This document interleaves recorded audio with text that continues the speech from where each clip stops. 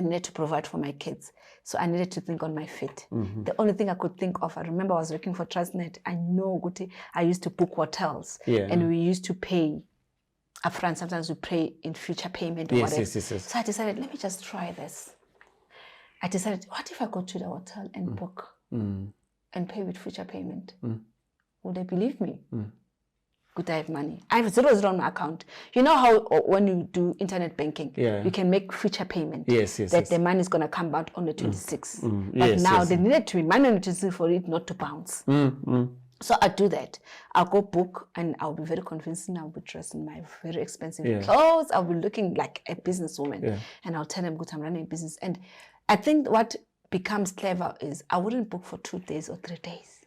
I will book for 3 weeks or for 3 months. So that I will make them relax, good time. And even if the man is not in now, she's still with us for a very long time. My mental state was in that. And I will make a future payment. I will book, I will pay the hotel maybe for 300 and something thousand for those 3 months. And they were like, remember they will give you a better treatment because now you are a very good client. You bring money to them, not knowing that there was not even money in the bank account.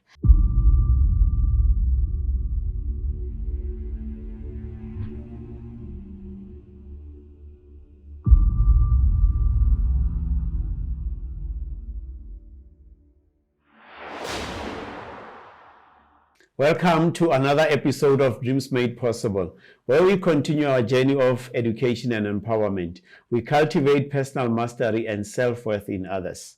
Before we go any further, please click on the link below and subscribe so that we can grow a community of leaders.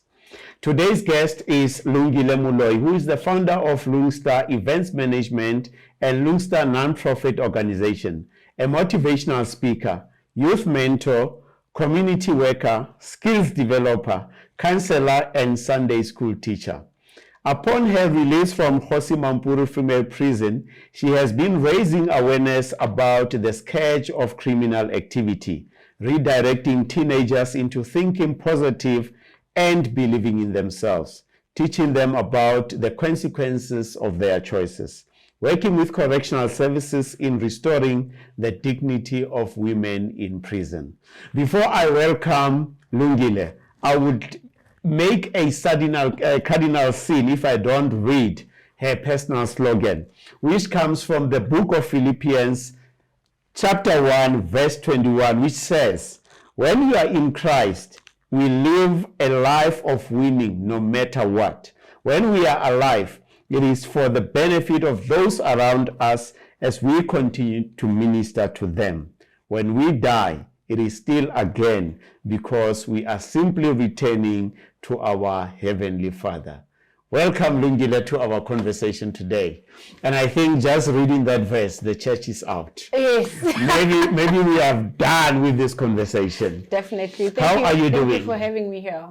Thank you so much. I am doing fantastic. That's great. That's great. So just for us to set up the scene, we would always like to know, who is Lungile? Where did you grow up? What are some of the experiences that have made the person that you are? Lungile. I will say a powerful woman of God who is God-fearing, who loves God more than anything else in the world, who lives her life based on God's principles. I grew up, I was born and raised in Rockville. And that is Soweto. That's Soweto. Yes. Oh, I forget. Yeah, that's Soweto. I was raised in the environment where my granny raised us. You know, when you have your cousins and your sisters, you know, when your granny's house is full of all the grandkids. Yes. Yeah, I grew up in that environment where we stayed. Mostly my mom was not around. She was mostly at work. So we grew up with my granny and my uncle. It was a very comfortable environment, I may say. But with I had 2 sisters and a brother. I actually have, let me see, 1, 2, not 2 sisters, I think 5 sisters. Oh, okay. Because my dad was married to someone else, not my mom. So I can say I've got, from my mom's side is 2 sisters and a brother. From my dad's side is 3 sisters and a brother. Ah, okay. Yeah, so I can, what can I say? I don't want to talk about my childhood too much because yes, we'll finish the whole hour. Yeah. Yeah, that's true. Yeah, I grew up there, and later on during the riots in Soweto, my mom decided to take us to boarding school. That's another journey on its own. I think that's where I learned how to ukteza inkuni, ukukhamaza emfuleni, because apparently the first term the boarding house was full. So my mom had to, the boarding school had to ask one of the villagers to take us in. So we our first 3 months of boarding school, we were staying with them temples. Wow. So it was a journey on its own. I remember there was one time we were so pressed, we wanted to go to the bathroom, and we asked, where's the bathroom? And they directed us, and we walked, and we jumped this fence, and we walked, and we outside. A journey to the bathroom. A journey to the bathroom. I said, where's this bathroom? I said, okay, fine, we're here. And we got, I said, where? I said, just here. So I have to go on that bush, and I wanted to do number 2. And I sat there, I said, okay, fine, can I have tissue? I said, no, there's no. And they bring the leaves, the tree leaves. Yeah. They put it together. I said, what do you mean? I said, yeah, that's what we used to. So for me, it was a shocking reality check, you know.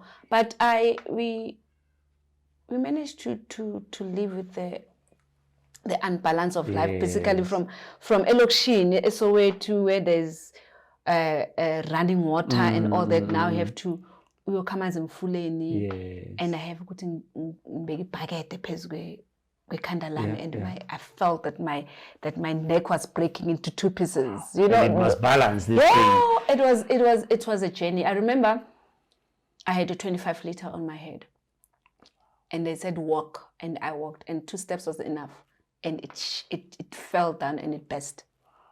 For that night, they said, we'll see where you get your water. Wow, so we had to stay with that water, me and my sister and Ulindeni, which was our next door neighbor. So it was difficult because the way they eat, you know, would we put to namabonchisi. Yes. For us, it was a shock. And the trip to school, we used to walk hours, not just hours of walking. So it was too shocking for us. I remember we tried to run away and go back home. And the sisters find us in the taxi to Joburg. And they managed to get us out. I think that's when they tried to put us back to boarding school, because they could see we were not coping with the environment. Yes. Yeah, so after boarding school, we came. So if I may, just just for me to interject, which part of the country was that? We went to Twasane and Nhlazatshe. Okay. Yeah, that's KwaZulu-Natal. Yes. Yeah, so it was... The only exciting thing I remember about that is I befriended. I was a best friend. I had a best friend at time, which was Ntandisizo Zulu, Kingswell Goodwill Zetini's daughter. Oh, yeah. Yeah, so I think that was the most exciting part of me being in boarding school, because I remember they will fetch us sometimes on Fridays. And you know, Mabuza Isilo. Everybody will kneel down. Yes. I was the only one had the privilege not to kneel down, because they were picking us up. They were picking Ntandisizo and her best friend. So we used to travel, and we go to those limousines, and it was exciting. A touch of royalty, I enjoyed it. Wow. I enjoyed it. I think that's when I got a taste of how it is like to have money. And not have limits. So I think that's where my drive started, that I really want to do well in life. It started there, because when I have to go back home and I have a single parent and my mom is not doing that well, it was a struggle. So I tasted that, and I wanted it. Yes. I wanted it, which the way around it was not so good, but I think that's where my hunger for success came from. Okay. And that's very, very important, and I believe we'll come back to it as well. So you're growing with your siblings. It's 2, 3 girls from on the father's side with one guy, and then on the mother's side 2 girls with one guy. Yeah, but I will concentrate on my mama's side. On the mother's, okay. I only got to know my other siblings later on in life. I was an adult already. Okay. Yeah. And how was the experience growing up with them? Because, you know, as siblings, sometimes we tease each other as we grow and stuff. How was it? How to put it? Challenging. Actually, I was close to my, not really close to my younger sister. We were close when we were in boarding school. Okay. But it immediately changed when we came back. I remember before we went to boarding school, my mom had twins. I was the eldest and my sister, and then with twins, and my mom was working on Saturdays. Okay. So we used to look after our siblings. Yes. So it was twins, it was a boy and a girl. So my responsibility was a boy and my sister's responsibility was a girl. I think automatically we became close to each other. So I'm more closer to the boy. My sister is more closer to the girl, even till today. Okay. I think it was built up from there. And it was difficult because we were forced to look after young kids at a very young age. You know, I remember sometimes we still wanted to be kids, wanted to go play. Now we must look after them, make sure they sleep. And then we leave them sleeping there, go play. When we come back, we found them fell on the floor from it. You know, old days, the beds not used to be the normal beds. We used to put bricks underneath and they would be up there. So you can put things underneath. So imagine falling from that top of the bed. And we find a child crying and we like to keep quiet so that nobody finds out because we get into trouble with my mom. It was exciting. I remember my stepdad then, who was the father to the twins. Because me and my sister, we shared a father, and then the twins, they've got their own dad. Okay. And he was working for Pizza Hut. I'll never forget Pizza Hut. We used to eat pizza and have pizza for lunch every single day at school. I think that was the most exciting part of it. But it changed when we went to boarding school, because when I came back, I was a problematic child, I can say. But then I think nobody knew what was happening with me, because I think I was bipolar, but I was not diagnosed yet. Is that where the problematic definition comes from? Yeah. I think because I was all over. You know, sometimes I used to take my cousin's clothes and pack them and believe they were mine. So it never used to make sense those days. So they will define me as she is such a problematic child. So I think that time is just the lack of understanding in the Black community, how to deal with the mental illness, because for us that was a taboo. So I remember my aunt asked my mom if she can take me in. So she took me in. She was a school teacher, but that time she was a principal, I think. Yeah, and I remember she did psychology as well at school. So I think that was a benefit on my side, because she got to understand me better.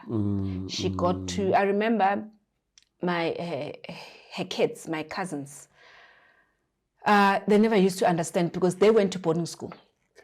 They were in boarding school. I was in King's, I was on Hilton. They were not in the house. I was the only one who stayed with my aunt, be driven to school, be picked up for school. I think they never used to understand that. I think my aunt was trying to contain me so that she allows me to understand who am I as well.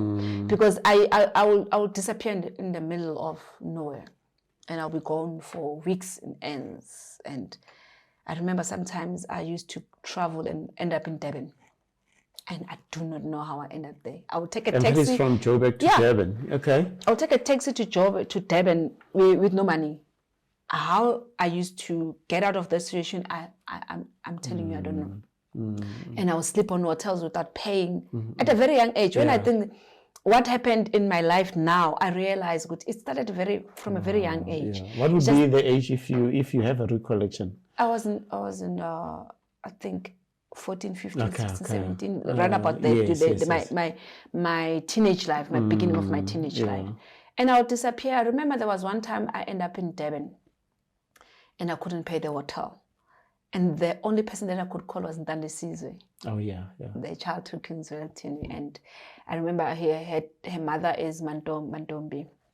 So I remember she was at school during that time. That time, I think it was the first year. She was doing her first year university, and I was that side. And then I called the landline. The mother answered, and they organized for me to be picked up from Durban, and I was brought to KwaNongoma. I remember I stayed over the night, and they traveled down with me too, because they were staying in Benoni, back to Benoni to bring me back at mom. They handed me over to my mom. So that's how it went. It got out of hand that much, that because I would disappear into thin air. And I remember at that age, during those days, I was also arrested. I was very young. I was still a teenager. I think I was 14, 15, 16, around that day. Okay. Yeah, for taking somebody else's child. You know, because what do you mean taking somebody else's child? Like I remember, if I can recall, I can't recall very well, but I remember I was in that hospital trying to get a transport because I was living all over. I didn't have a place to go. Yes. So this woman comes and said, "Can you help me hold the child?" And I hold the child, and she went in, and I'm looking at the child. I feel she's not fed well. I thought I could take better care. That was what was going on in my mind that time. I could take better care, and I decided to take a bus and gone. I was chased. I think they found me on the second stop, on the third stop, and I was arrested. I remember I went to Durban prison. I don't know what they call it. Yeah, I went to the Durban prison. Westville, maybe? Yeah, Westville, yes. I stayed there over the night, and I went to court the following day. That time, my aunt and my mom and sister Patience, I remember, was there to plead with the magistrate to let me go. I still remember a little bit of it. So when I think back, I said, no, man, this thing didn't start now, my old age. It already started way back. But because every time someone always came to a rescue, there was no lesson learned in it. You understand? I think that's where, when I think back, when I sit down and do introspection, I wish I could have learned the lesson there. Maybe it could have stopped there. So I think in my mind, I said, I can always get away with it. I can always get it. And it was something that I grew up and believing. They can throw the issue of my mental illness and I always get away because that's what always get me out of it. But then at that point, I just want to test my understanding. If you cannot name something, it becomes difficult to manage. But probably at that time, you didn't know that it was bipolar. No, I didn't know it was bipolar. But that is why I'm saying it was my mom, my aunt, and sister Patience. There was my aunt's friend who was a sister. So she understood mental illness better. I was not diagnosed yet, but they could tell that something that's not right with me. Because she would come and speak to the magistrate, I think to speak with a language that my mom and my aunt never used to understand, because she was always there to rescue me one way or another. That's why I got close to a sister patient that time. Okay. So just to close up on the story with the magistrate, that then you were able to be released as a result I was of released the on their care. Yes. Okay. I would release on their care. Then I would drive all the way back to Joburg. Okay. I was very close to my mom there, and I don't know what happened growing up, but during that time we would talk, we'll have conversation in the car. I'll sleep on top of her lap and we drive all the way back home. Until then my aunt decided to take me permanently. I was staying with her permanently. And I remember there will be some incident that will happen. I will never be able to write my final exams. I will end up in hospital or whatever the case may be. Until the point where I became problematic at school, where I used to still take the teacher's money or something like that. I was always in trouble at school. Yes. Lucky for me, it happened that our receptionist was a white lady. Okay. So she noticed the change in the mood swings that I had, and she started talking to my aunt. I remember telling her, I think you need to take this child. I don't think she's as naughty as you think she is. I think you should take her to be checked mentally. I remember that's when I was taken to Baragwanath Hospital. I went to the psych ward, which was a taboo to me. I remember I used to squeeze into a very small window and run away. I'll walk from Bara to Dikloof Extension at middle of the night, around about 11 o'clock at night. And I will hide myself. I remember there was still Babamkul Ese who was used to do my my aunt's garden. I would sneak in angangiboni and hide myself inside the wardrobe. And the whole hospital would be looking for me, and they would tell my aunt nobody would find me. And then there was one time they found me in the wardrobe, and my aunt said, "You need to go back to hospital." I said, "No." I think that's when my aunt started to understand, because I don't like that environment. Until 1995, I think. Yeah, I was turning 19. I think that's when I was diagnosed. Because I fell pregnant. I remember there was one time I was dating this guy, Utulane, the father of my eldest son. We were dating for 4 years, from early in high school until late on my matric year. And I think they planned with their friends, good time, and this girl, you've been dating this girl and you never even shaya, Joe. Yeah, but also bully chase. Yes. So basically I never understood what was happening, because I was very strict. I stood away from guys. And then they made, there was a Valentine's Day. And I remember I was singing at school, there was a concert. Then after that we went to he was doing his first year. When I was doing matric, I was doing his first year. Then we went to his flat. And they played, they said, you see this car is going to drive you home and all that. I'm comfortable there. I know we're in a flat. I'm peeping down, it's like, I'm still seeing this kumbi. I'm still seeing this. And suddenly, I'm getting a car gone. How am I going to get home? And he had to go somewhere. I said, oh no, guys, it's getting late. I was very scared of my aunt. We had to walk from Hebrew. That flat was in Hebrew, to a north, where we take taxis. By the time we get there, remember it's Valentine. There were no taxi. I remember I had to go back, and we have to go to a public phones. There were coin public phones at the time.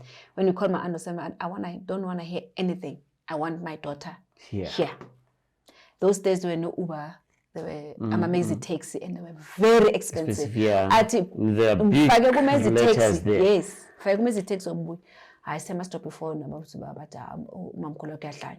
I was strong. You're not going anywhere today. And we went back. That's how I ended up sleeping there. So I ended up sleeping with him. And I remember when I came back, I found my aunt and with the district committee song. I remember. Come and discipline this child. Yes. I went there. I found my mom. My aunt packed my bag, said, we're going back to your mom.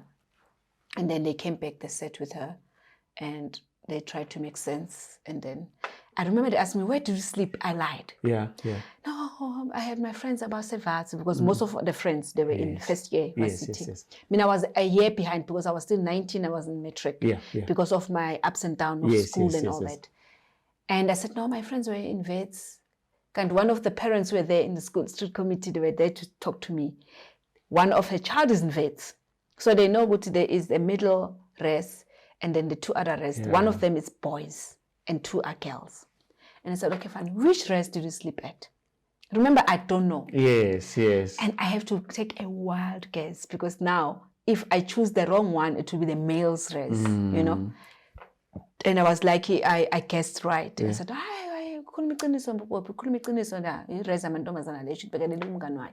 that's how I got away with it. And I was already pregnant. I nearly said, for now. You got it. But I was already pregnant then. And I was very bright at school, extremely bright. And I found out, I remember my aunt went to Durban that weekend. And Bacela, there was this woman, Bega Sebenza, Kamchali. And then Bacela would up begging, but Batingala Konat no angfun, but okay, and check. And I had a running tummy that night. A running title report, and they end up calling the ambulance. I went to the hospital. They didn't see anything wrong with me. They put me for a sauna the following day. And I went to the sauna when I came back, and the doctor, I remember it was an Indian doctor, said, congratulations, you're 3 weeks pregnant. And I really wanted to die. Wow. You know, it was March, and I knew I was going to get a bursary and all that. My life was just turned upside down. And I remember my aunt came in and my mom coming, and she was so disappointed. That's when I think they realized, they said I'm sick because I was in a prison. Remember, I was in a mental ward, and they knew that I was something mentally wrong with me, and they tried to convince me that she cannot keep this child. They have to abort the child. She's not mentally okay. And then I challenged them. I remember I said, no way. I was born again in 93, and that was 95. So I was a strict Christian that time. Yes. I believe he said, no, this is a gift from God. A child is a gift from God. I'm not going to get rid of my child. And I remember they challenged it with the doctors. So they took me to this auditorium with lots of nurses, lots of doctors, where they do, I don't know whether it's their research, that they started questioning me. I was in the auditorium being questioned by all these doctors and these nurses, asking me, now that you want to keep this child, what is your plan? And they questioned asking me. a 19-year-old. A 19-year-old, what is a plan? I don't know what my brain, that's what I'm saying, with my brain worked overtime. I was sitting there and I said, no, I'm going to finish writing my exams as I'm in matric. Of course, I'm not going to do medicine as I want to, because I will be pregnant, I will have a child to look after. So I will do nursing. I'll do nursing because nursing you study and get paid. Yeah. So I'll get paid and look after my child, go take him to a nursery school, and I'll continue my study. And I started listening and said, there's nothing wrong. There's nothing wrong with this child. She knows exactly. She's got a plan. So they allowed me to keep the child. And that's when they diagnosed. After this whole interview, that's when they came out with the diagnosis. No, she's bipolar. Oh, okay. Her brain works like bipolar. She's quick on her toes and all those things. I was diagnosed that year at 19. Yeah.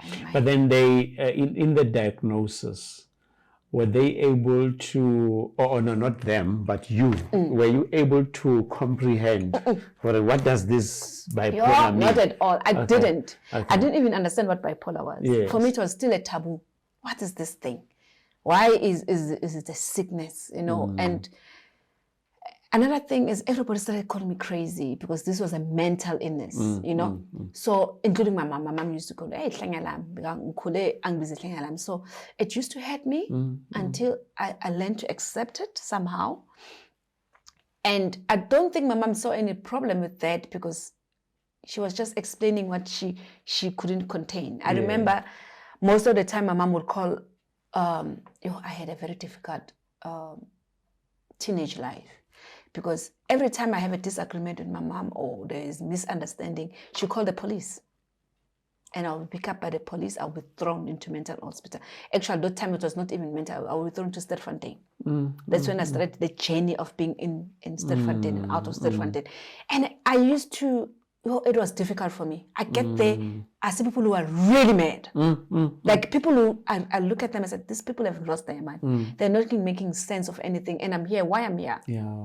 Mixed with people with profound mental retardation. And I remember I would go to psychologists. I would be on a group therapy, on an individual therapy, and they would ask me to be picked up for weekends, and my mom wouldn't pick me up. I remember that's when I started getting very close to my cousin, Ucebi. Ucebi would pick me up. I remember she would come she was using a double cab that time. She would pick me up and take me or take me to a place, and I would stay with her for the weekend, because they would call it weekend away. Yes. You go out on Friday, you come back on Sunday, give the report back, which she's ready to release back to society and all that. So that was a journey, and that's when I started growing resentment against my mom. I couldn't stand it. I couldn't understand why would she call the police on her own daughter. It was a difficult journey for me. I hated her. I resented her. And it came back to throw at my aunt's place. My sister had all the love. I never, it was difficult for me. And they will explain, you could know she couldn't afford and your aunt could afford. I said, it's not, but you had everything you wanted, you had your own bedroom. I said, it's not about that. I just wanted my mom's love. I don't think even today she understands it. I just wanted her to love me because I felt my sister got all the love that I wanted and never got. Then maybe she lived without, maybe she would live without food sometimes and go to school the way she did, but she would explain it like we had everything. But for me, I said, you had all the love that I wanted. Yes, I had everything. I had all provided. My aunt gave me everything. She gave me all the love I wanted, but it was not from my mom, it was from my aunt. That's a part that they never used to understand. I think that broke me. Mentally, it destroyed me because I started feeling rejected. Remember, now I'm getting rejected by the mom that she's supposed to love me. I don't even know my dad. Then I started asking my aunt questions. I remember there was my aunt and Umamkul Tandi. They were staying with my aunt then. She's passed on now. I started asking them questions about my dad. They started helping me search for my dad until we found out where my dad stayed in Dobsonville. I think I was 19 when I get to know my dad the first time, you know. And I wanted to stay with my dad. I think that's where the relationship broke with my mom again, because I chose to go stay with my dad. It's like I chose my dad over her. And it was not about that. At that time, I don't think she understood. And I stayed with my dad, which was not good enough, it didn't go well. And I came back. When I got the child, I got pregnant, and they planned good things for matric. My aunt was supposed to plan arrange a matric, and that didn't happen.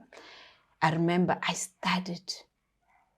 I only found out the day I'm supposed to write my first paper that nothing was arranged. Remember those days you needed to arrange because you needed to have your own room and your own invigilator, because you're not allowed to sit with others. Yes. So I started writing my matric in 95.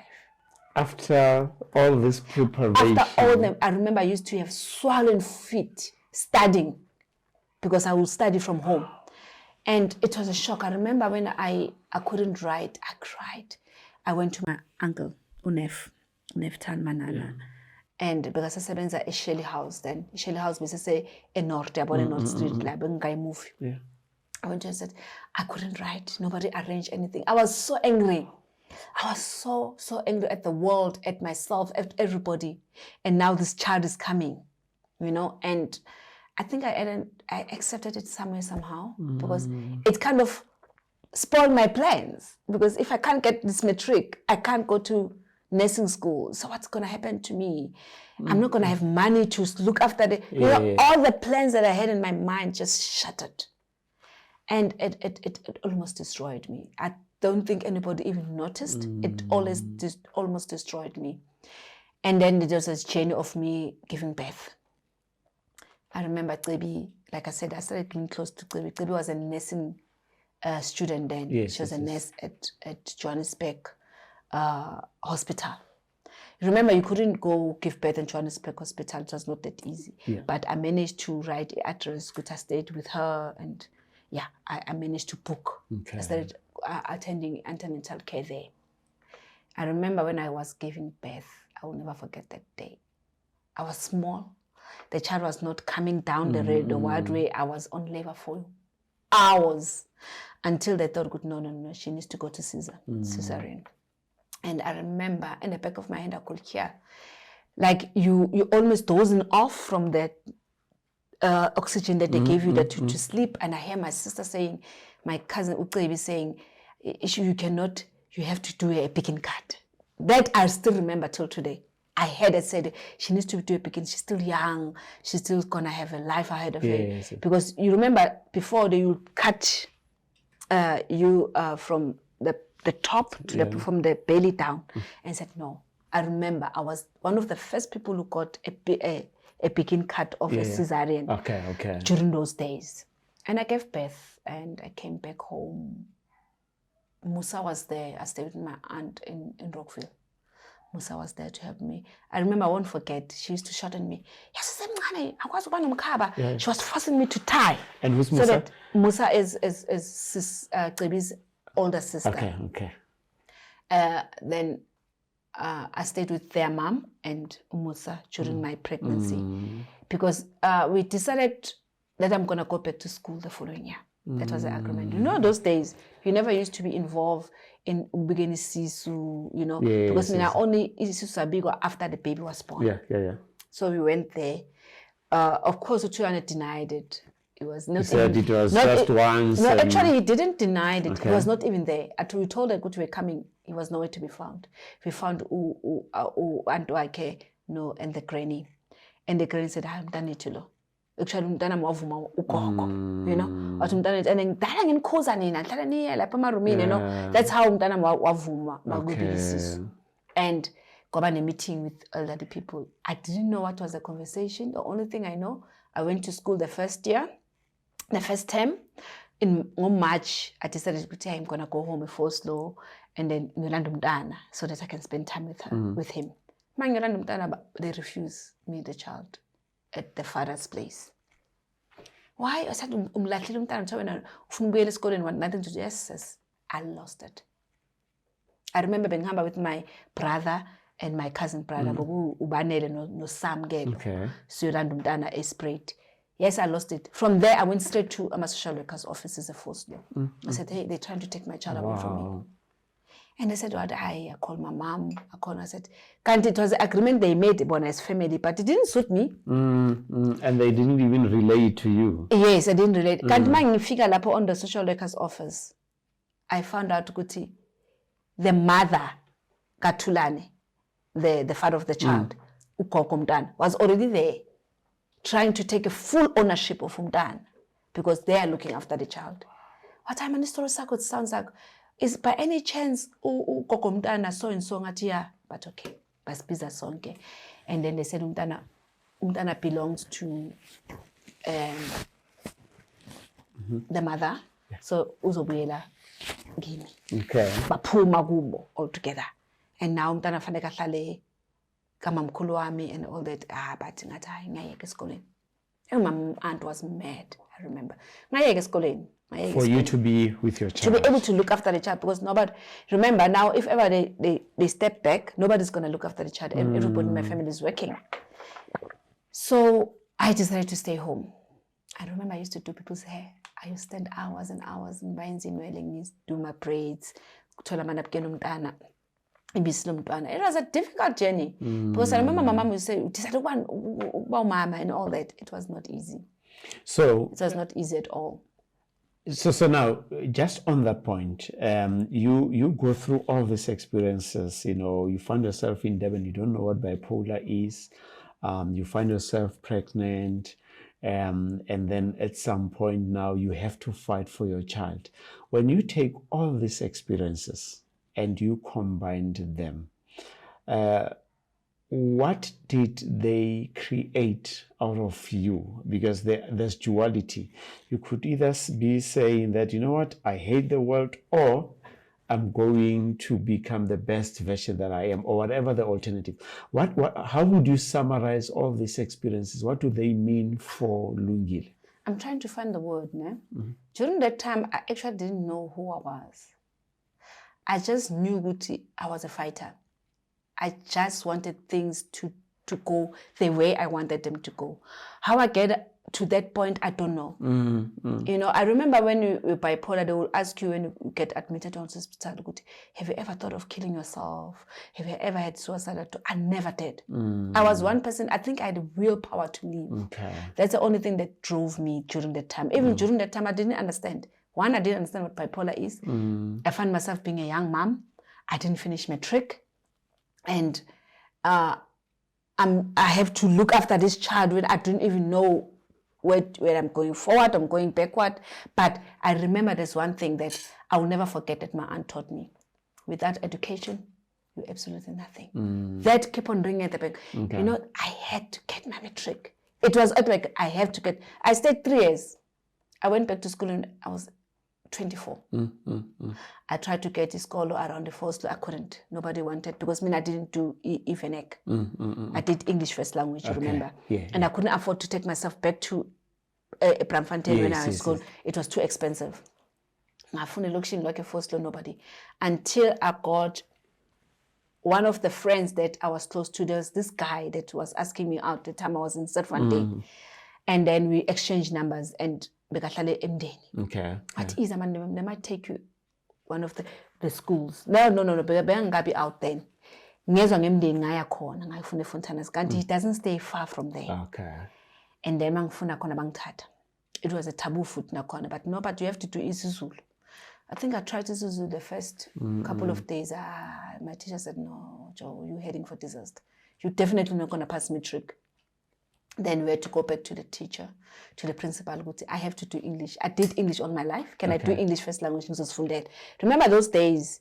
It was just before New South Africa. Yeah. So the curriculum was totally different. Yes. You know, so the books they were doing as a first language, it was not the books they were doing for second language. So, and remember, if I do English first language, I must do Afrikaans second language, and the elocution means Afrikaans third language. So even the curriculum for Afrikaans is not the same. The books are not the same. So totally English and Afrikaans, I must get my own books. So I went back to my school. I will speak to the principal, bangiphi incwadi, bangiphi curriculum. So I studied myself with the help of the teachers that say Fontanas. So I did so it was difficult to get the principal to agree. Until, lucky for me, my aunt was a school inspector then, and they got based Ellens. Okay. So Fontana fall under her schools. So hey, our school inspector is coming next week. Mrs. Poppy Tabet got good shot. Guys, if you don't want me to do English first language, I'll report it to my aunt. What is your aunt? Mrs. Poppy Tabet. Hey, girl. Arrange everything. I got to do English first language, African second language, because of the name that was well known at school. And I managed to do that, and it was a struggle. That was another journey on its own. Because I remember I used to leave a 4 catch the first taxi 4 a.m. Catch the first taxi before 4:30 erengeni, with my child at the back. Ngifike drop a crash next to just opposite Fontanas, then Nhlazatshe. And then it went on. I remember I used to get off a taxi on the taxi. It was this guy that likes me. Honestly, he liked me. He would help me with my bag, help me with the bag of my son. I pick up umntanami, angibeke simdrop a crash, angibeke gate let's go. Without fail, every single day. Mumusaba, he had scratches and all the women would say, hey, Lenny Kins. I remember those days. In the news, I was most dangerous. Yes. I'm sure one of the Jackrollers. But because he was nice to me, I decided just to, I was I'm a very nice person. I don't angpokani and all that unless you give me a reason to. And it was a blessing in disguise. I remember there was one time in Skolweni, Sipuma for lunch, kwafika ma Jackrollers. You know, and then everybody becomes a standstill. Bafika baya choose again. You inside the car. Then they go. I remember I used to take you about 3 weeks. Bancheck those 3 weeks and all and that. And then exchanging. I remember just when man gene motor meeting at Hlalele, I go put my phone on the other PM. At time a chance. Start my mediate was. At media. And it's the same guy used to wait for me at the taxi and see work how with me. Blessings were. And I was like, oh my God. I said, baby, come. I said, and I'm saying, I was like, yes, baby. What if from now on, I will bring you lunch. Escorting. Every day. Or uzegating literally lunch. And that's how I was saved during that time. So it became a taboo when I was not able to pay for mass fees done. So I had to take the kid with me to class. And the teachers were saying, but Lungile, but where am I going to take my baby? Until I met that guy that began Shela, Sister Fontaine Institute. Began a problem drug abuse, alcohol. He was put too much alcohol. Yeah, he was an alcoholic. So it mental. So bekaphumile right ngamitha ngamona wangimithisa umama yakhe nobaba yakhe bebangithanda ke. Yes. And then I decided to move in with him. Okay.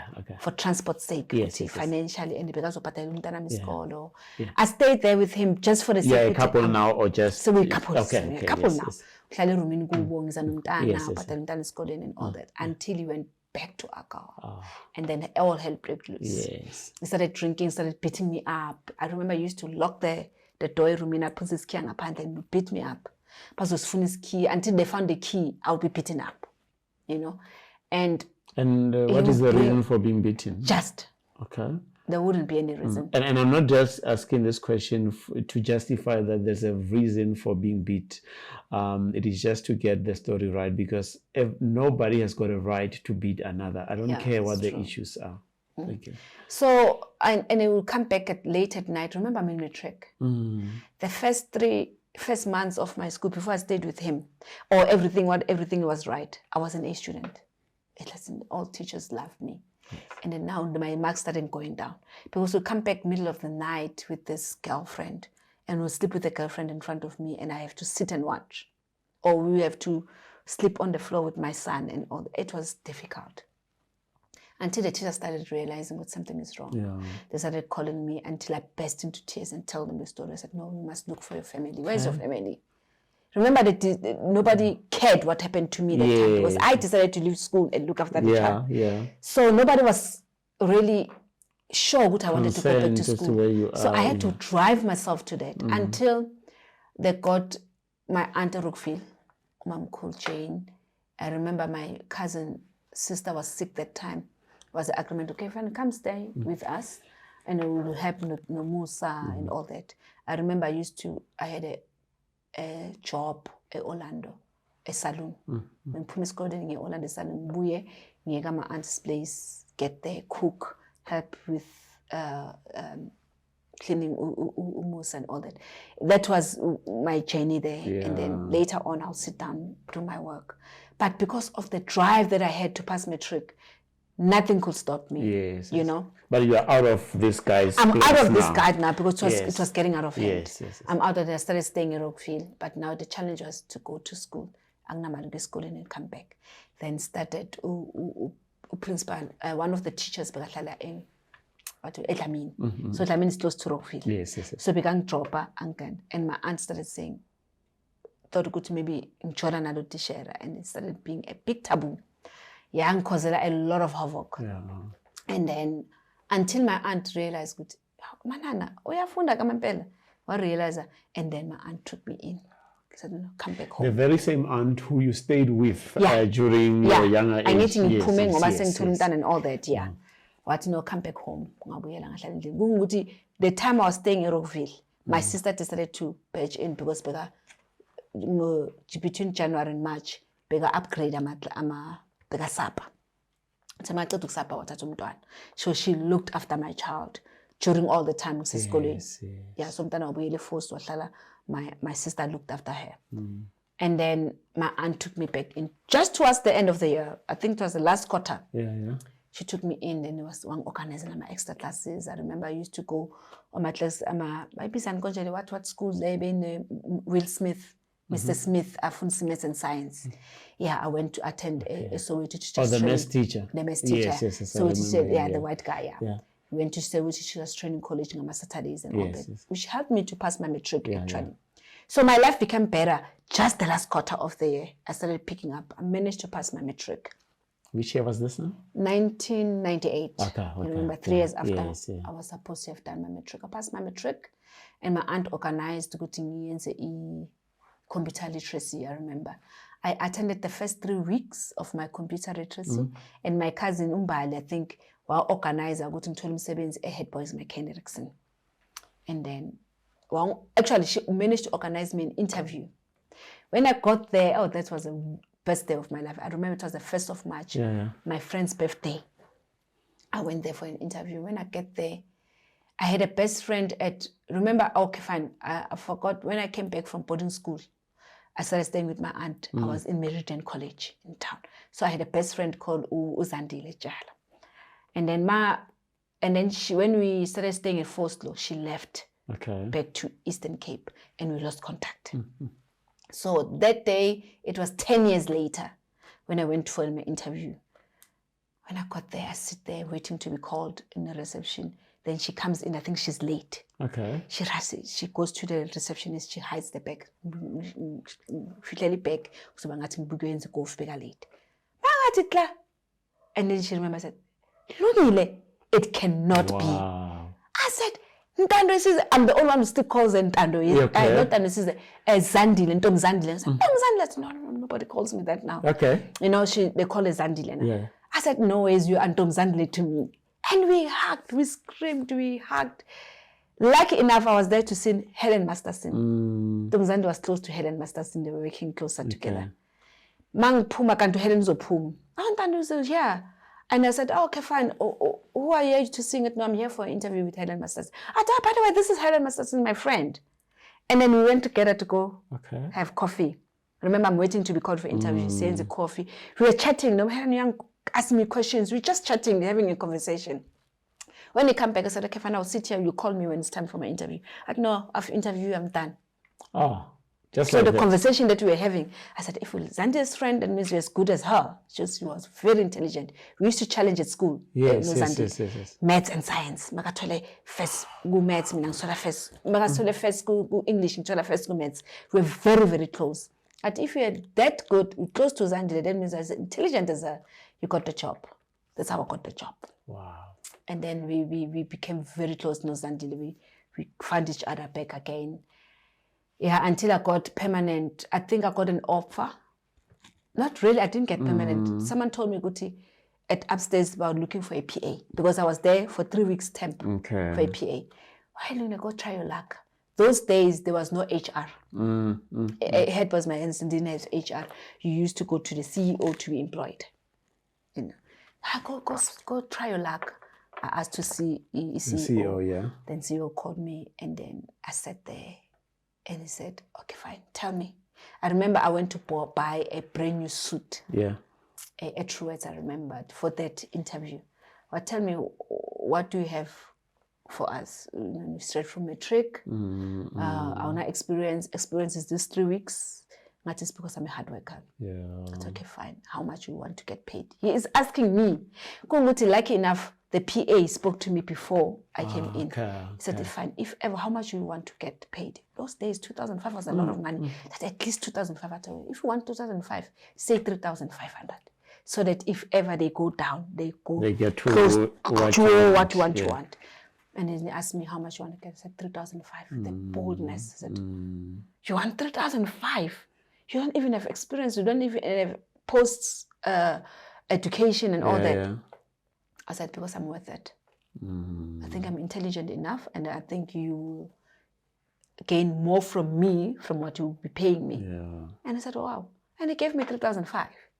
You know, your story is so interesting in a sense that you have gone through all these experiences, and I like your tenacity to be able to say, I'm pushing until I get my matric. And now you find yourself where we might say it's coincidence that 10 years later you meet your friend and then you get this job and you just write your own check and you get this 3,500 maybe. Yes, I did. Okay. Yeah. So at a later stage, you find yourself in marriage. Yes. Talk to us about it. You know, I remember when I met my ex-husband, the first time I saw him, okay, fine, I know him from church. Yeah. But the first time, like, I had a conversation with him, I was taking a taxi to Benoni. I had an interview. Yeah. And he was on his way to Benoni to work. He was working at Actonville, so you have to take the taxi to Benoni. He was getting off along before Benoni. Yeah. And then we sat on the front seat together. Then I don't remember, he had the sunglasses or I had the sunglasses, but there was an exchange of sunglasses there. Because the sun, I think he had the sunglasses. I borrowed his sunglasses because the sun was too bright. And I kept the sunglasses. I said, I'll give it to you next time I see you in church. That's how we met. The next time I saw him was when I already got a job. I was working for Transnet. And I remember I worked for Transnet. I got a job July. I went for training as a train assistant driver. And then November that year, I got a house when I started working there. I had a house in Germiston. So I met my ex-husband at Eastern Mall, pushing Amatrolai too, with my son. He was 6 years old then. And then he said, how are you and all that? Then he offered to take us to the taxis. And then he offered to say, who is going to help you carry all these bags when you get there? I said, I don't know. He offered to go with us. That was it. And he stayed over one night. The following day, he came back. He stayed over the other night, and we moved in together just like that. And then 3 months later, I found out I was pregnant. And the taboo now, we're both born-again Christians. I have a child already out of marriage. He's got a child already out of marriage. We decided, no, God, we cannot let the church find out, good, I'm pregnant and we're still not married. We decided, good, we need to and all that. Now the challenge was, we don't have money. It's my first his first year of working. He's also not doing that well. Then accidentally. But the idea of marriage, he does not have issues about it. No, doesn't have issues about it. It's the financial issue. Yeah. And then accidentally, if he saw the advertisement on not meet advertiser, at Benoni Advertiser. Yeah. They had a competition at Not Meet for Wedding of the Year. So you write a letter, you write a story. If your story wins, you win a Wedding of the Year. They do everything for you. And he said, baby. So perfect wedding is a thing of the past. Yeah. So he said, baby, there's something like that. Don't you want to write a letter? I said, oh, I'm very good in writing. I wrote the letter. And I remember the most thing that caught their eyes was they tell us, Guti, if ever you win, your wedding's going to be on the 14th of September. And remember, September is our month. He is born on the 19th of September. I'm born on the 27th of September. So I put that in the letter that if we win this competition, it's going to be a good blessings for us because we're going to share our birthday and our anniversary in the same month. Yes. So we won it. I remember when you told me I was in Transnet, I was pregnant. I couldn't do train assistant driving anymore. They put me on light duty. I worked only 2 days at Isando, and they called me to work at head office in Braamfontein for David Kamete. Okay. And because the temp PA was not there. So I got there, I did a marvel. Remember, I've got a background of PA from the head boys, my candidates in my first job, actually. Yeah. So I did a marvelous job with it. And Mr. Kamete didn't want to let go of me. So they found another post for the PA, the temp. And then I stood there, I worked there all my light duty until I went on maternity leave. So I got the news when I was a PA there at Law, and I was so excited. Then we planned, and now the challenge was we got the wedding to be done for us. Yeah. Remember, it's going on. We must be married September, and we found out on about April, May. Now we need to go lojola because with black people we cannot just you know. Exactly. Yes. And then we got engaged. About the ring, we got engaged, and then so everything went so quick. Remember, I'm getting April, September. The wedding must be there. So the wedding was not a problem because we had a wedding organizer. Everything was covered. The dress was going to be hired. Everything. Yes. From the cake, like literally everything, to the honeymoon, everything was covered. And we had gifts that went with that. So we had a very good wedding. And we got married. I thought I was the luckiest woman in our life. And the first year, we got married September. Remember, the baby was due December. Yes. So we stayed at my house in Germiston the first few months until the baby was born. And then his house in Vosloorus, where I am in now, was being looked after by the friend. Okay. And the brother was staying there. And then what happened, we ended up having to go to his house, and then we had to sell the Germiston one. Let go of the Germiston one. Went there. The time was in Voslo, in Germiston, everything was perfect. Like he was the perfect husband you can ever think of. I loved everything about him. And me, I was okay. You know, I was not taking medication at the time of bipolar. I stopped a long time ago, but I was okay. I think I was managing my life very well. Then troubles came when we went to Vosloorus. The following year, my daughter was born 2002. The following year, 2003, March, we moved into Vosloorus. We let go of Germiston's house.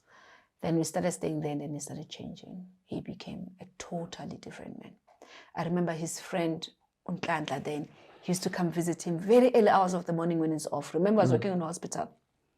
That time I was already working in Benoni, I think. Benoni. It was still there. It was still Actonville before he moved to Benoni, Glenwood. If he's off, he will work 3 days in, 2 days off. 4 days in. Hospital, how they work. When he's off, his friend will be the first one to know. I know, but he will know. He will be knocking at 6:30 to 7 in the morning.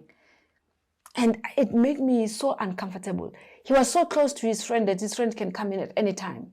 I started What having... does a friend do at home at 6? He will come in. 6:30. Now, literally, he will come in at any time. Like literally at any time. Even he's at work. Yeah. Remember, I'm still on my shorts and my pajamas, and we'll be knocking. And I used to be uncomfortable with that most of the time. It used to irritate me because I felt this friend was taking over our lives. I complained with his mother and all that. Nobody took me seriously. Actually. And even him, he didn't see any problem with that. Okay. They were that close. Yeah.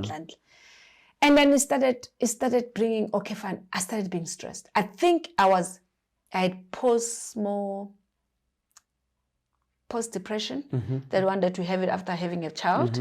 I think I had that. I didn't understand what was then. I only understand it now. Yes. So I couldn't stand being alone with my baby. Yeah. When she cries, I used to lose it. I would love to have her, but when there's people around. But when there's nobody around, I can't stand her crying. And then my husband has to go to work. When he has to go to work, he has to leave me alone with this child. And I couldn't stand it. I was so afraid of my child. I thought I was going to hurt her. That's how afraid I was. And I said, you can't leave me with the child. My ex-husband never used to understand it. I don't blame him, you know. At that time, he doesn't even know. Remember, when he got to part of my life, I was not taking medication. I was normal and all that. Yes. Never even knew that I was bipolar. So he didn't understand why would I not want my own child. I remember one morning he left at 6 o'clock. No, he started work at 7. Yeah, he left at 6. And he lives with the baby. He said, please don't leave. The next thing I heard, the door was closed, the door was locked. Gone. Living with this child. Yeah, I stood up in my pajamas. I took the child, literally opened the door, and put the child outside the door. It was cold, 6 o'clock in the morning. I left my baby out there and I locked the door. I locked myself inside. Is there anyone in the yard? Nobody, he's living. I know that he's still in the street. So he could hear the baby cry when he came back. He asked me, why look? I locked the door. I locked and shoot so that you cannot come back in. That's how afraid I was. I think I was depressed at the time. And then he has to go and ask somewhere, I think ask one of the friends' place, goodbye, yes, and he went to work. And it got too difficult for him, I think. Then he got his family involved. I remember when my daughter was 9 months old, they asked to be taken to a Kaya Standaton at my in-laws. So she stayed there. I think we fetched her when she was 1. And he never used to understand what was going on with me. He tried to get me counseling. I would be scared to go to get I would even be scared to get out of the house. I didn't want to bath. I didn't want to cook. So it was I think that's where our marriage broke, to be honest, because I think it was a dilemma to him, and he started understanding, oh, she is bipolar, because I started seeing Dr. Rangaka then. At your own behest, or somebody touched you up on the shoulder to say, hey, No. Could be bipolar. Oh, remember, he was working for hospital. He was working for Dr. Rangaka. Okay. He started explaining what I was going through. I said, no, your wife is sick. Okay. You need to get her to the hospital. Yes. Get her to come see me, actually. We went to, I think there was one time you didn't go to work. He literally took me to the doctor. And then they said, saying, it's gotten out of hand. She needs admission. And started being admission. But now he started labeling me as well. He didn't understand. Maybe he didn't want to be associated with this crazy wife. Or I don't know what was going on with this man. I cannot speak on his behalf. But that's when he started drifting apart. And then I think that's where his cheating started. You know, he started cheating and all that. And I started realizing, he started recognizing. He started breaking me. Basically, I tried so hard to please this man. I wanted to be everything he wanted. I lost myself along the way. I didn't recognize. I think by the time I got divorced, I didn't know who I was. You know, because I wanted to please my ex-husband so much that I lost myself along the way. And this divorce happens after how long now? After the marriage? I think after my baby was born, 2002. I started having difficulties 2003 when we went to Foslo. Yeah. And it got bad, but we pushed it until when my daughter was at his place. I remember my mother-in-law called me and said, Matankis, okay, my name was given there was Matankis. Yes. Matankis, I should try this. I said, there is no way. Remember, we're going through issues with my marriage, and then there's this child that I cannot look after. And suddenly now I'm pregnant again. I found out I was pregnant. I was on the verge of even aborting. I remember they interviewed in a church. They came and speak to us as child's a gift from God. We kept the child. And I found out that I was literally pregnant. Yeah. And I think that's when we were trying to build things we were still cheating. I remember there was a time that I found the phone, I found the proof, and I told God, I've got the proof finally. It broke me. It killed me inside the conversation I found there. But I managed to say to him, I woke him up, I said, I can prove to your family that you are cheating. Yeah. And he tried to get hold of, remember, he had to get rid of the evidence. Yeah, to get rid of it. We fought for the phone. I remember the phone was not his, was borrowed by a friend because I don't know what happened to his phone. We fought for the phone. I broke the phone. And then we fought, and then he hit me against the wardrobe, and I cried like a baby. I think that's when I realized, good, actually, my wife is pregnant, and we're having all this drama. And then he tried to take me to the bed, and when I got to the bed, I had pains. I started having labor pains, and I said, no, it's too early. Remember, I'm only 8 months. And then we called our doctor. I was on speed dial for my doctor, and the doctor said, get your wife to the hospital immediately. I'm coming. Then that's how my baby was born. And now, remember, we're fighting. And now I have to rush to the hospital. And I'm going to Glenwood Hospital, it was in Glenwood, where he works. Yes. So now he needs to get me to the point of us not fighting. But now he can't, because we have a small child who's about 1.5 years. He has to go to Nhlazatshe, so he has to stay behind, wait for the transport to come before he follows us. Yes. So when you get there, sebang faka matric and all that. Sebang stabilizing, managing the pain, because now they found out I can't give birth then. The lungs of my son, they are not strong enough. Okay. So they keep on injecting me with this injection to make the lungs. To prolong and to make the lungs stronger. So they couldn't prolong it anymore. Remember, I have to go to Caesar. And then we were sitting there, please, Lungile, let's make it work, Don't tell anybody we were fighting before this and all that, So I think that was the verge where everything became together. We started fighting. We stopped fighting then. We had to make a conscious decision. Okay, let's put everything put everything aside for the sake of the child who's coming. And then that's where we built our marriage again. And I think that's why we called Ukagiso Kagiso. Okay. Yeah, I think our kids, both our kids were named after from the situation, because the eldest, Uhlonolo, was called Uhlonolo, because remember, I was pregnant when we won the competition. Yes. So we called her Uhlonolo because she brought luck into her life. And then Kagiso. Yes, Kagiso brought peace. Okay. How long did this peace last? Not that.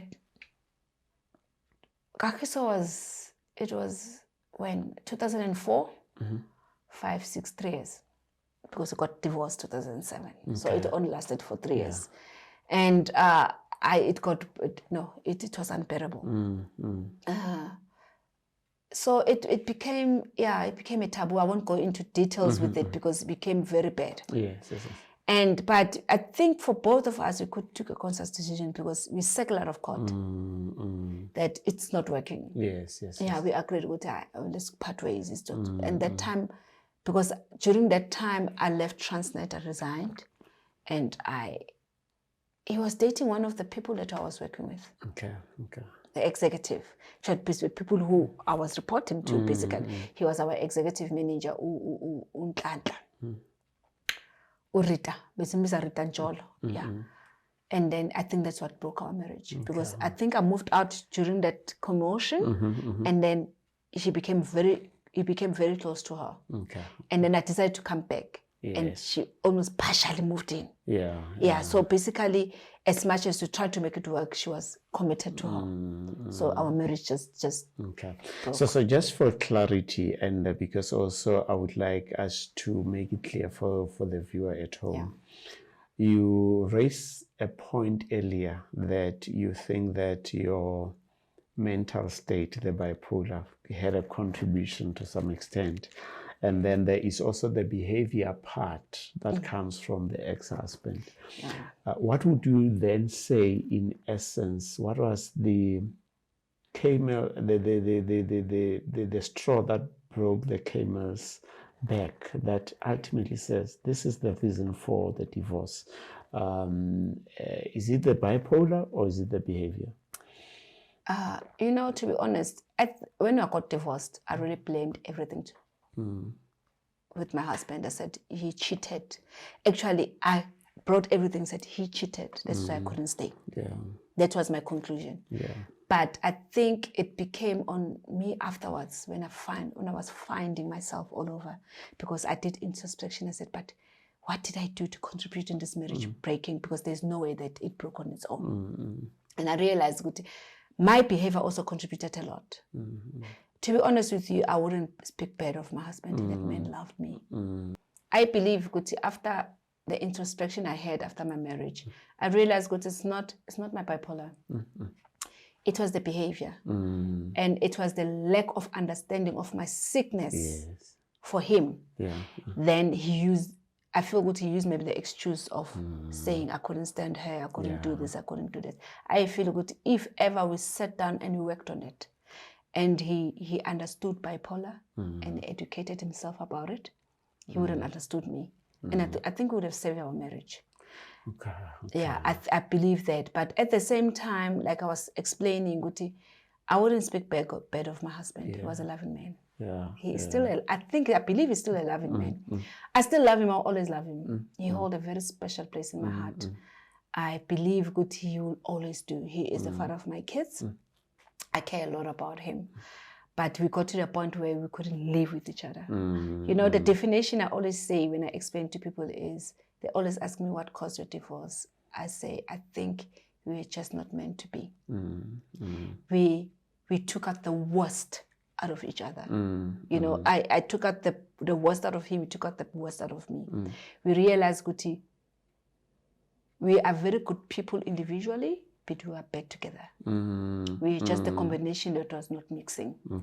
So I feel he is a good man for someone else, and I'm a good woman for someone else. But together we crashed. Did you have that realization whilst you were still in the marriage, or it is now a function of hindsight? No. It's something that I did. What I said, I did introspection afterwards. I realized, I got married to a very good man. It's just that I was not good for him. I think he also got married to a good woman, but I was not good for him. I got married to a good man, but he was not good for me. So basically, I think we were not meant to be. But I believe, we just meant to be together to create beautiful kids. Because I think we're good parents, but not good partners. Yes. Yeah, we're very good parents. That is so powerful, because people sometimes stay in marriage and they say we stay for kids. No, you can't. But what you're saying is very, very powerful, because for me, it simply says, for the welfare of these people, which are the kids now, we don't necessarily have to stay because probably we deny other people this warmth that they should be enjoying, whereas the two of us cannot. We have served our purpose by having these kids. We tried it, but let's go our separate ways. But maybe before I go to your life, your life beyond the marriage, what would you say to a partner in a relationship, no matter the type of relationship, a marriage, and one of them has got a mental condition? What lessons did you take for yourself, and what would you say to the next person, especially in the context of I am the one, you are the one who has got the mental condition, but the other partner does not understand. What would you say to the other partner who might not understand the condition? How would you advise them to take this forward? That's you're touching a situation or a topic that's very close to my heart. while you were talking about that, I was advising somebody about who had a partner who's bipolar. And there's one thing I say, you need to understand her. If it's her or if it's him, you need to understand the individual with the sickness. Because I feel once you understand, because being bipolar or having a mental illness, doesn't matter who you are, is different from each and every individual. So the best thing I would say that you need to understand your partner. If you can understand that person as an individual first, then you'll be then learn. Teach yourself about the sickness. I'll make an example for bipolar. Understand what is bipolar. Understand the word bipolar. The bi, which is two, and poles, which is the two poles. Understand that. Teach yourself, research as much as you can. If you can understand what the sickness is all about, you'll understand what triggers it. So you understand your partner, go to, okay, fine, I'm not supposed to do this to trigger her. You know, if I feel she's under a severe amount of stress, I must make the stress less. Once you understand your partner, you will allow her to be the best she can be, because you will help her to not to relapse. You will help her to cope with the mental illness, because once you can understand and help her cope with it and understand, I think the most important thing is sometimes as a bipolar person, as a mental ill person, I want my partner to understand. I want my partner not to look at me as a crazy person, because that really takes a lot out of me. And you need to be positive around her. Even if she feels negative, you need to bring the positive. So once you get to understand the illness on its own, you're able to live with her. You'll find out, you'll be very surprised that actually I like her more. Now that I understand her more. I think the most important thing is understanding your partner and learn about the sickness. Learn how to live with it. Learn how to deal with it. Learn how to accommodate it. Because mostly you need to accommodate her. Remember, she needs to, in a relationship, you need to accommodate each other. But in the situation where another one is mentally ill, you need to be more accommodating. So the more must come from you. Because she is in the environment, or he is in the environment where she cannot help. It's a sickness. She needs help from you. So the more accommodation must come from you. Once you get to that point, I promise you, the relationship can flourish. It will definitely flourish. Thank you for that. Thank you for that. And I think that will benefit other people who might find themselves, who actually will find themselves in such a situation, because it's guaranteed, it's out there. We don't have to create this taboo about it in our communities. It's just about knowledge and expanding our understanding thereof. Now, after the marriage, you find yourself now probably with the kids alone. What happens from there? I think when I got divorced 2007, I was still working for government of Southern Sudan. I was earning very well.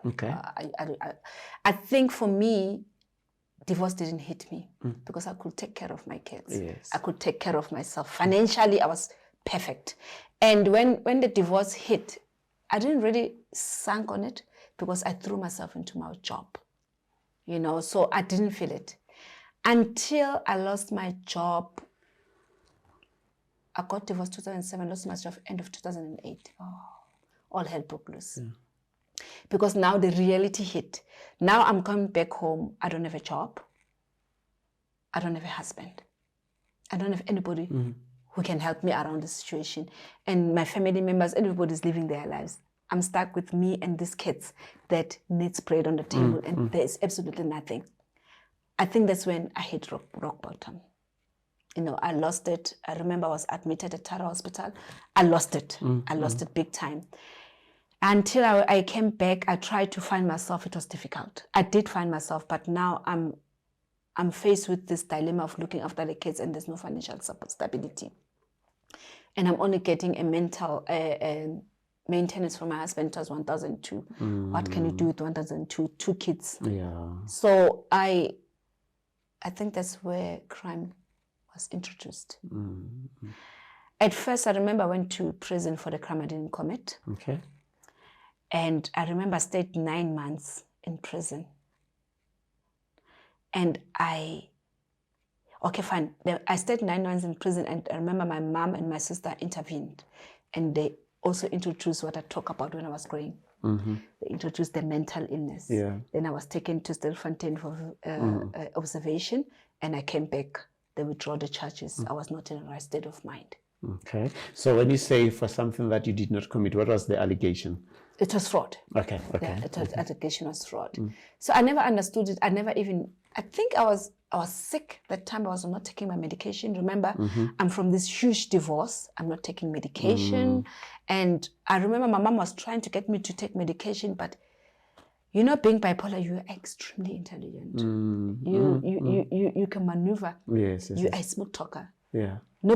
Everybody will believe you and not believe the person is right. Yes. That's how it becomes. Yeah. I'm so good convincer that everybody believed me. Even the prisoners, the sisters in prison, they never believed my mom when I said that she needs to. No, she's okay. She's sane. She's talking sense, and I will talk sense. So again, for clarity and for us to close that, why would they then at the point align this fraud thing to you that you did not do? How did you get in that concoction, if you like? Remember the first one?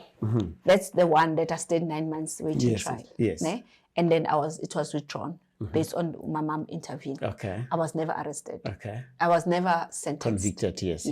So the one that comes back to when my mom was trying to convince them, good, this person is sick, she needs help.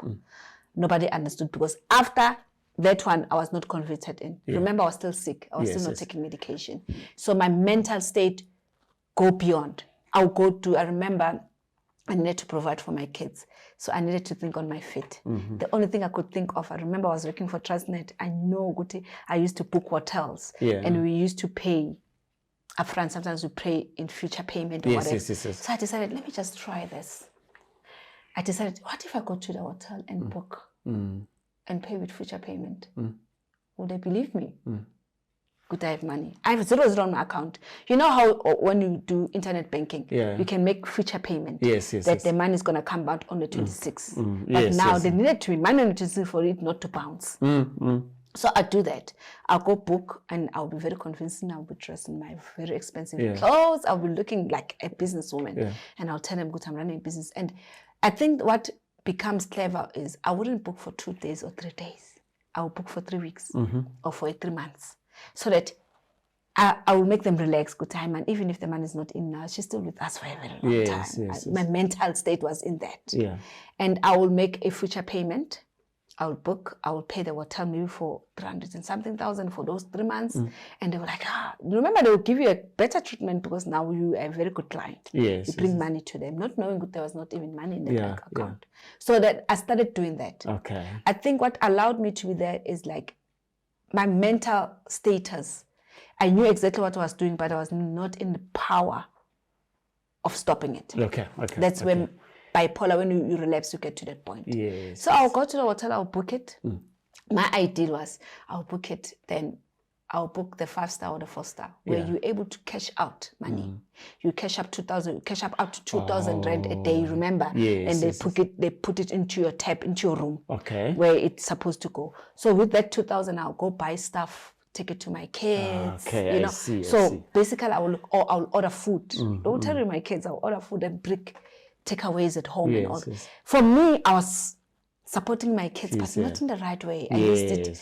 I used the brains that I have and the knowledge that I have wrongly. I like it when you say I knew what I was doing, you know, because that accountability is what is key in the process.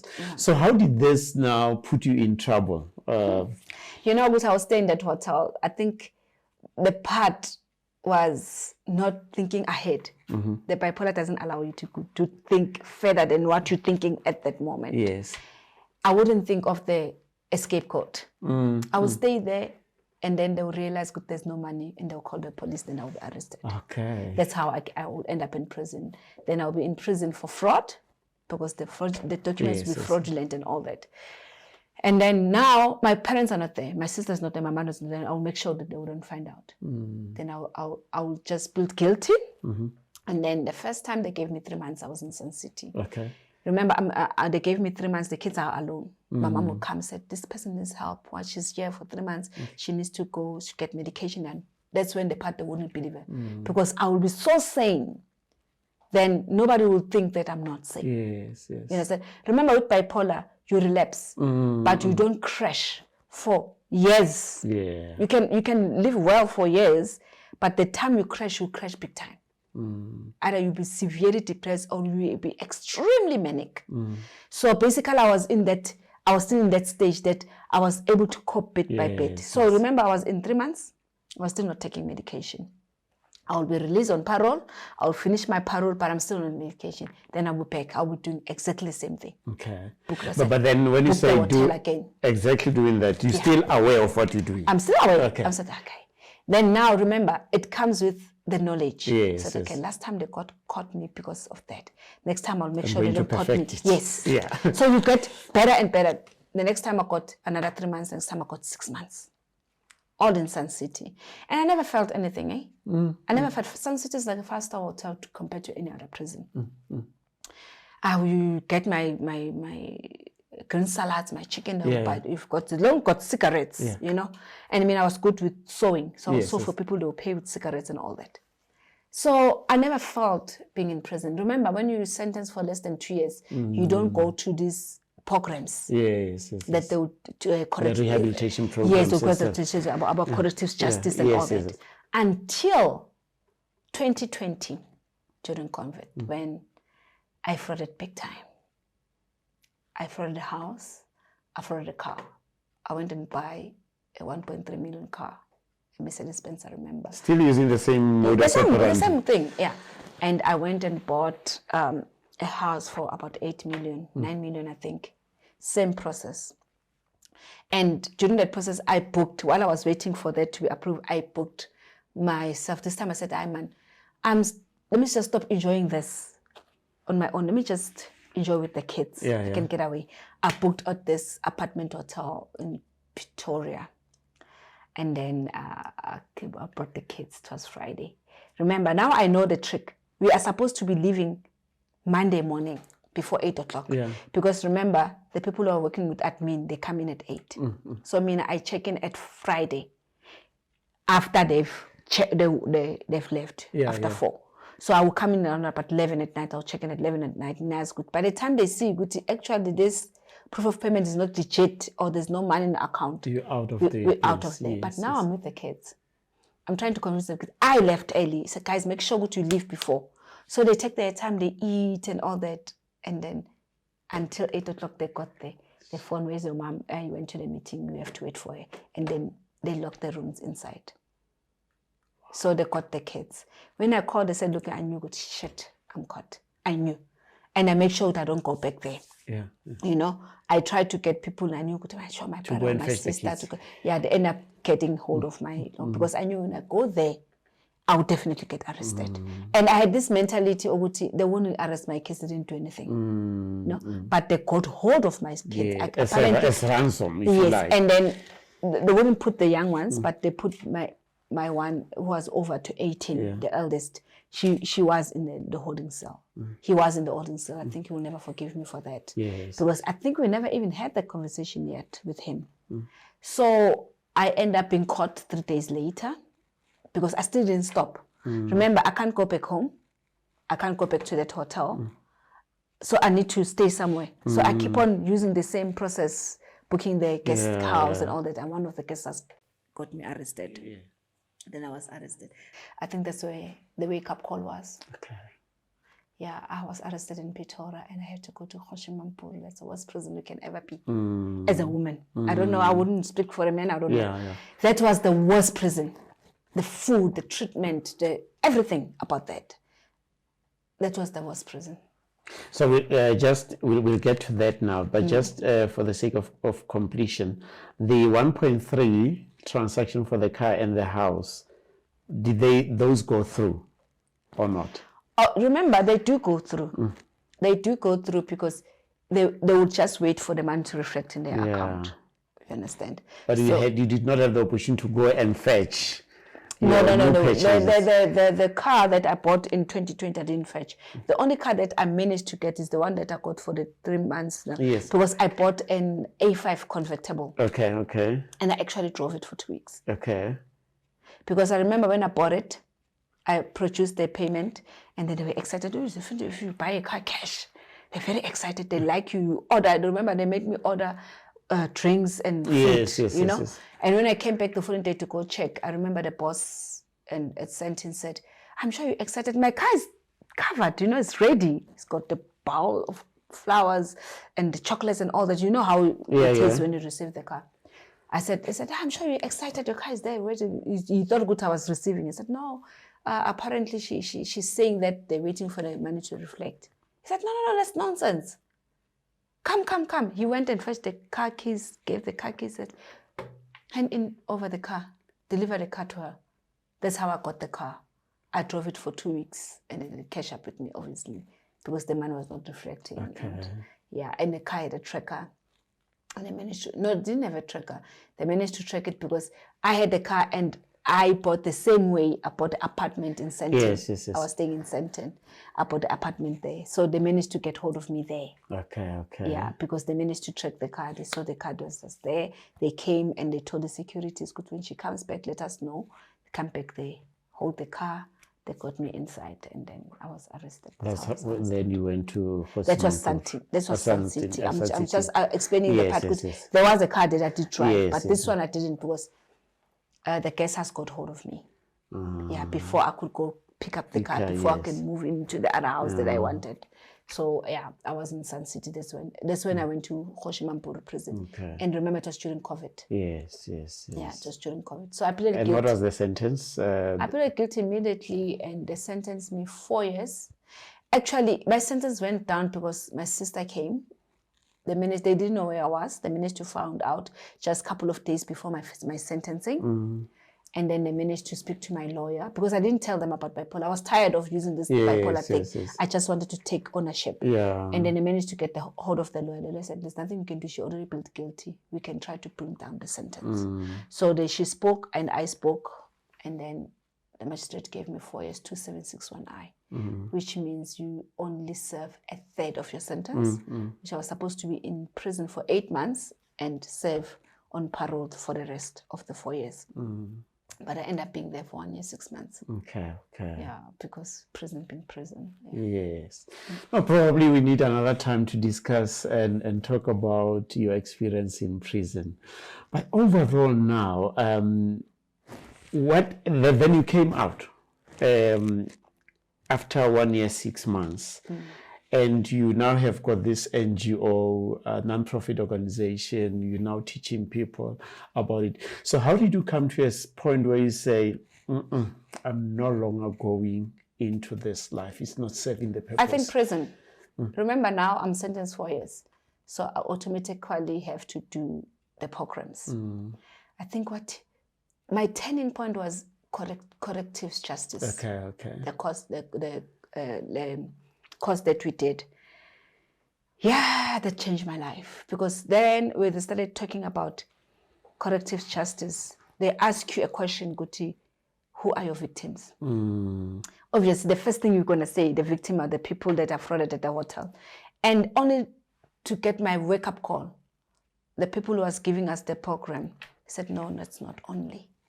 Your victims are obviously the people who frauded, but your victim are your kids, are your sisters, your family, everybody who's connected to you, everybody who loves you are also your victims. Remember, your kids have to deal with the fact that your mother is arrested. Mama is bosho. Remember the trauma that they left with. Have you ever thought of it? I've never thought of that. Never, ever, ever, ever. Until that moment. Until that moment, it made me cry. Because I thought of my kids, Guti. That means people are talking about them. At school, what are they saying? And that was a turnaround for me. My kids, my life revolves around my kids. My kids are my world. Yes. So when I realized that the trauma I was developing, I've realized, actually, I'm putting my kids through prison with me.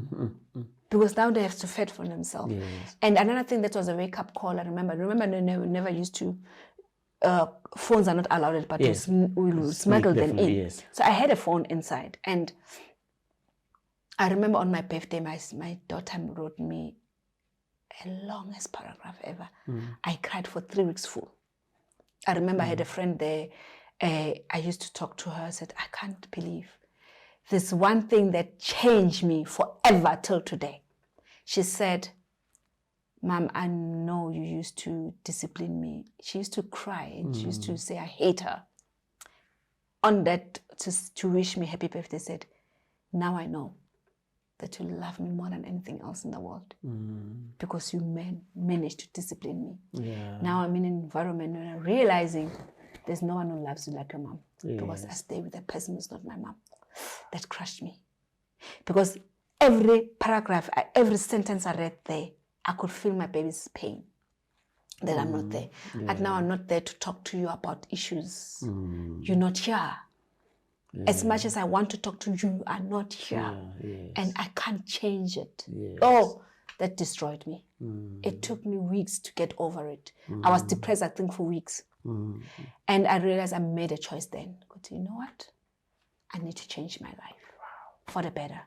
Can I use what my brain, because I realize I'm very brainy. Yes. Can I use my brain and use it in a positive way and see how far it's going to get me? That's where it's got me. Wow. And have you forgiven yourself for that was the first taking thing. that path? This was the first thing I did. Okay. I had to forgive myself. For me to be able to be the best that I can be and to learn to love myself, it's first started with forgiveness. I have to find a way of forgiving myself and accepting that I'm a human being. I made mistakes. And I made terrible mistakes that led me the path that I've been, which was the most difficult. Prison is another topic altogether. It was the most difficult. Prison for me was hell. But it was a wake-up call, because it allowed me, because I started studying in prison. I'm left with 2 subjects to get my diploma in business management. Can I ask you and put you on the spot that you'll come for another episode where we talk about the prison? Definitely. Now that one, it's on hour. Okay. Yeah. So looking back at your life in general, up to where you are, and you have shared even some good tips.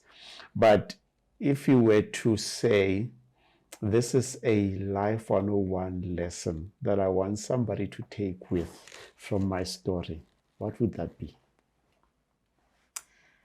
Okay. That's a difficult one.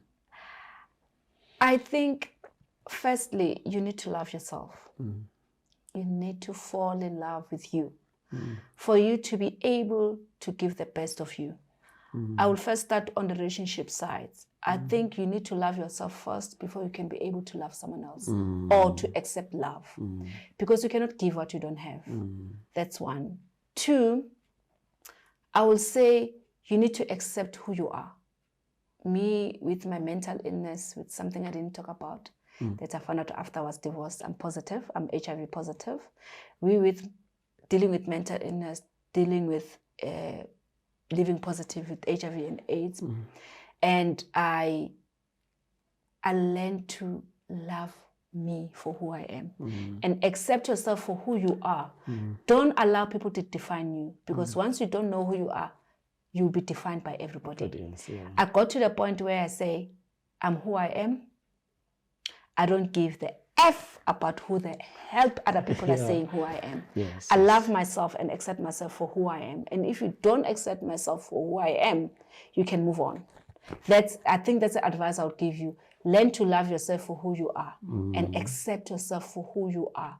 And find your passion. Find your passion in life. I think finding your passion, I think it will bring wealth to your life. Because I realize that's where I'm going. That's where I'm heading. And I might not be wealthy yet, but I know I'm getting there. Because I'm wealthy inside. Yes. Spiritually, mentally, psychologically, I am so rich. And I love who I am. And I know that I'll find love soon. Because of the person that I am. So I'm attracting the goodness only with me, because I don't bring negative in my life. I can't stand negative people. basically. And I've learned the hard way to let go.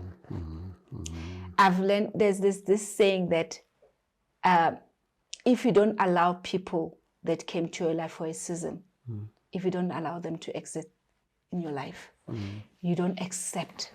That means you are not recognizing the season that you are in. Yeah. So I've learned it's difficult. I've lost relationship, I've lost friendships, I've lost so many things that I had to let go because I realized, Guti, they don't serve the purpose in my life anymore. Yeah. I'm learning. It's still a journey for me to let go, but I've realized if you let go of the part in your life that you need to let go, you allow your life to be easier. That's the advice I would give. Allow yourself to live a season per season per season in your life. Wow. Then you'll be a better person. Lungile, thank you for sharing your story. I honestly believe that souls will be touched and there will be growth from listening to your story so that somebody can craft their own journey out of yours. Yeah. Thank you. Bipolar, hardships that Lungile came across, being lost and finding herself in Durban as a 15-year-old, being pregnant at an early age.